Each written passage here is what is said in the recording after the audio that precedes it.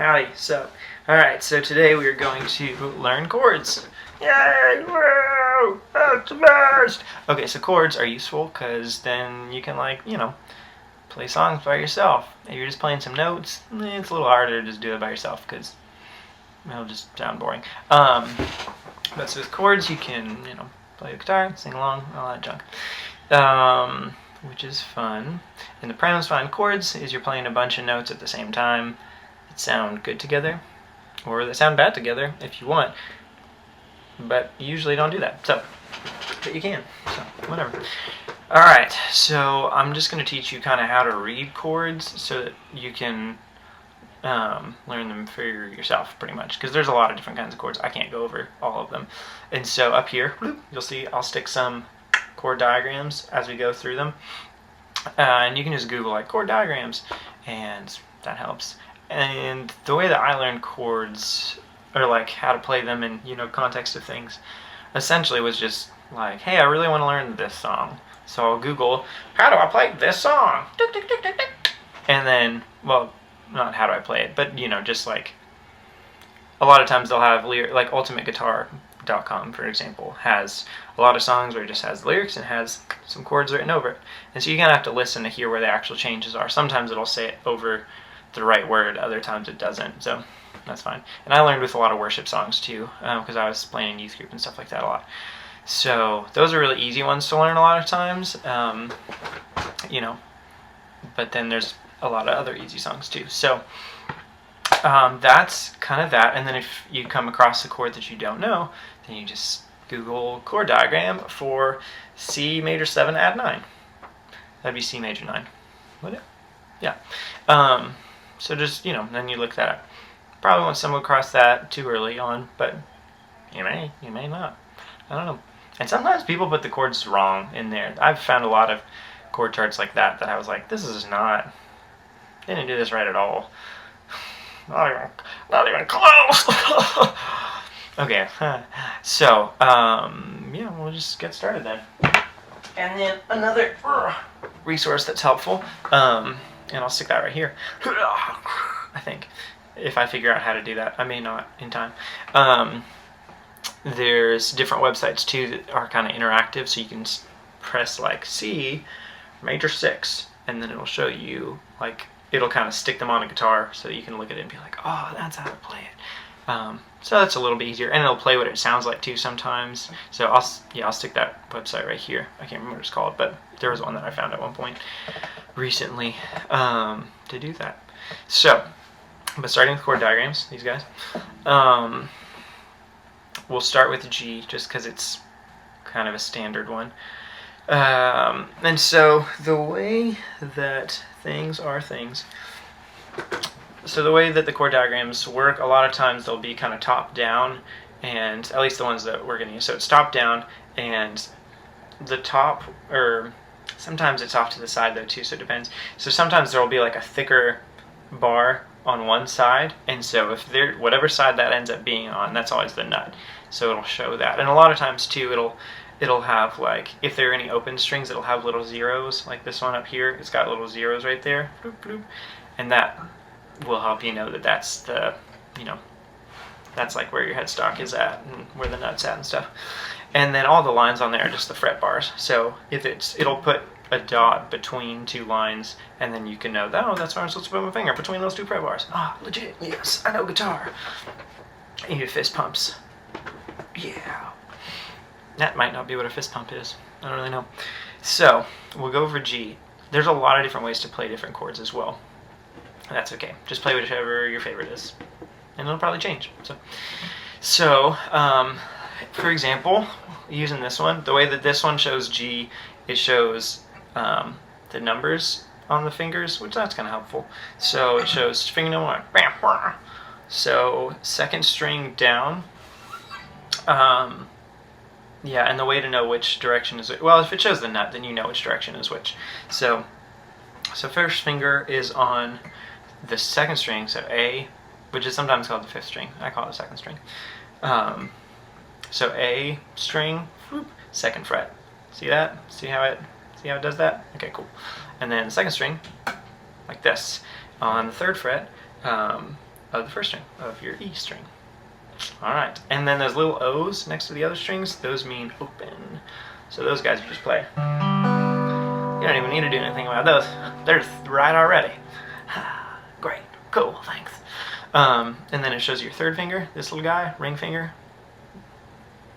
It's the ring finger, that's the one the ring goes on. Goes on the 3rd fret of the high E string, which is an octave of this. And so yeah, there's a G. Woo! And another thing, just make sure your wrist is kind of positioned like, I think I technically do it wrong, but it's worked for me, so whatever. When my music teacher was a guitar teacher, and he kept being like, hey, change your hand. And I was like, no, I'm not going to.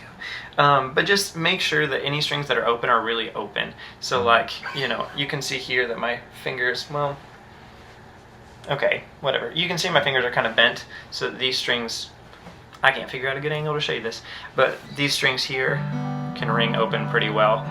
So I'm kind of getting some of this going on.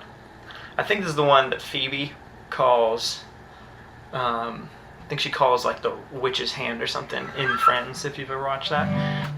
Or something like that, or old lady hand or something. So yeah, there's a G. And one thing, the finger positions are good to figure out, like in specific songs you might position it differently. So in another song I might position it like this if I'm going up to C afterwards. So I have a song, Sinking Ship, that does that. So in that case it's useful to play it a different way. But if you're playing G to like C2 or something up to D,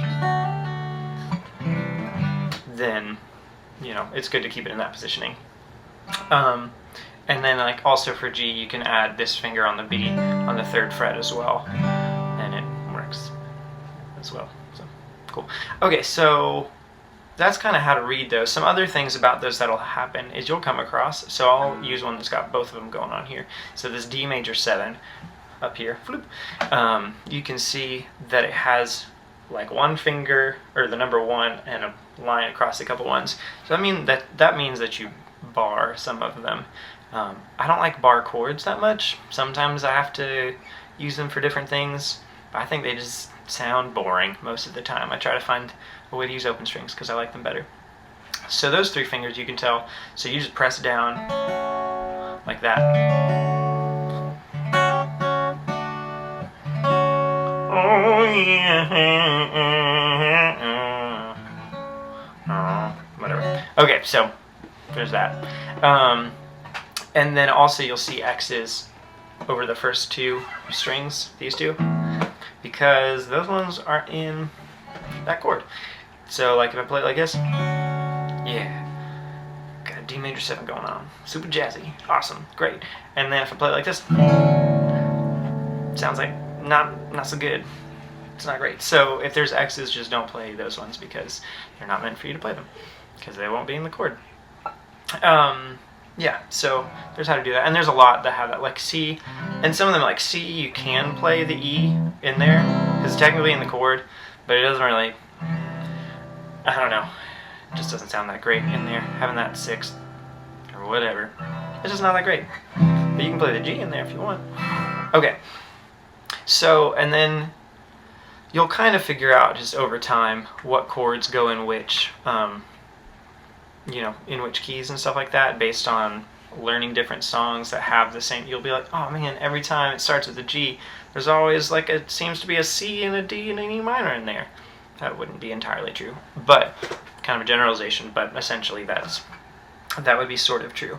And then some other things, you know, you can, these will only show typically the first 4, or sometimes they'll only show the first 4 frets.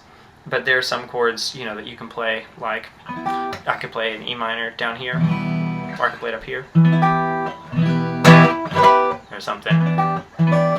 And so you'll see sometimes it'll show one where it'll like say the it'll say different numbers up here, like instead of saying 1, 2, 3, 4, it'll say like 5, 6, 7, 8, or something like that, or it'll say like 5th fret, just so you know, like this is where we're starting at, and then it'll show you from there how to do it.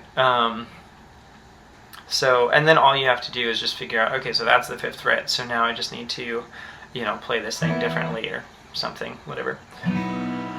And so then one more thing, going back to bar chords. I don't like them very much, but they can be useful, especially if you don't have a capo, and I'll teach you about what capos are and stuff too if you want to learn. So bar chords are nice just because if you don't know how to play a G, for example, but you knew how to play an E, then you could say, okay, well, I'll just take this E chord, see right there, E chord, looks like this, cool, E chord, and then I'll just move it up so that the root is G, and I'll just bar the whole thing. So like this thing, essentially it's just, you know, kind of cutting off all these strings to being this length, so it's just playing it as if this were the nut, and then you're just playing the same thing up here. I just don't like bar chords very much, so I don't play them all that often because they don't sound as crisp or whatever. But if you'll see, that's the same chord as down here. Cool, eh? Nice. I play bar chords sometimes, like, I don't know, just not always. And then moving into another thing. There might be more other things, I don't know. I'm not going to keep saying finally or anything like that because it might not be done. Oh yeah, I started to forget. Really the biggest thing with chords is figuring out how to move quickly from one chord to another. So, and a lot of this, you know, will be pretty easy if you're playing the same keys. A lot of times you'll just get used to switching from like G to C to D, back to C. Like that's, you know, every worship song pretty much, if you're playing in church or something like that, or, I mean, tons of another turning point before the second road, you know, same kind of stuff. But then sometimes you'll come across some stuff that's sort of weird, like going from like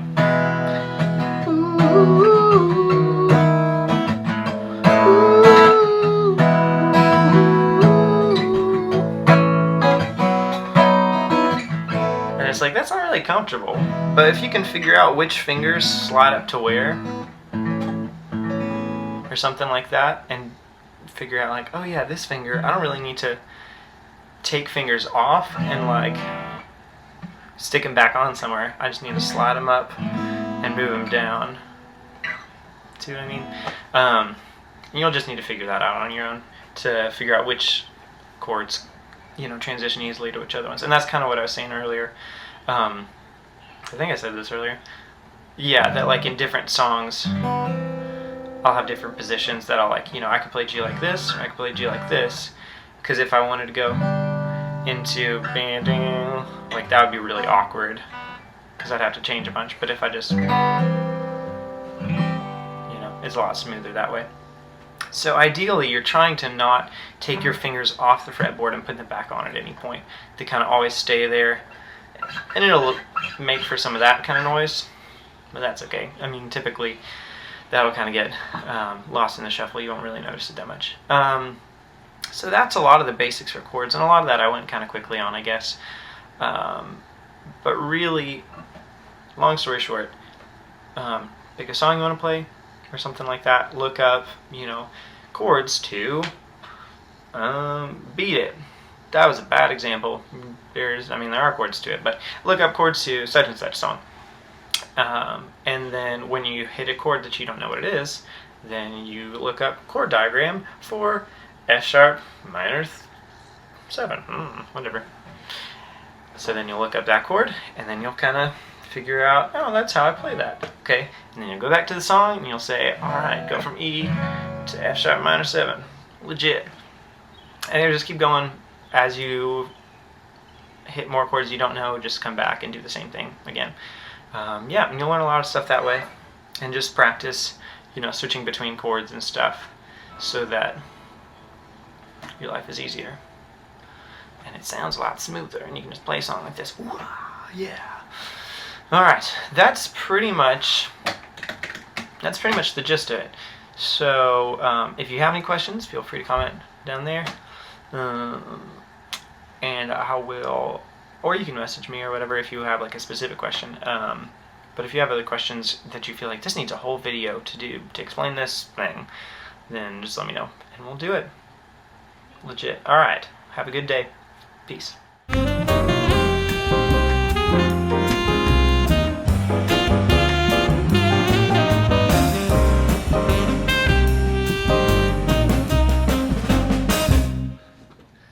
Go see Inside Out. Those were all the emotions from it. Great.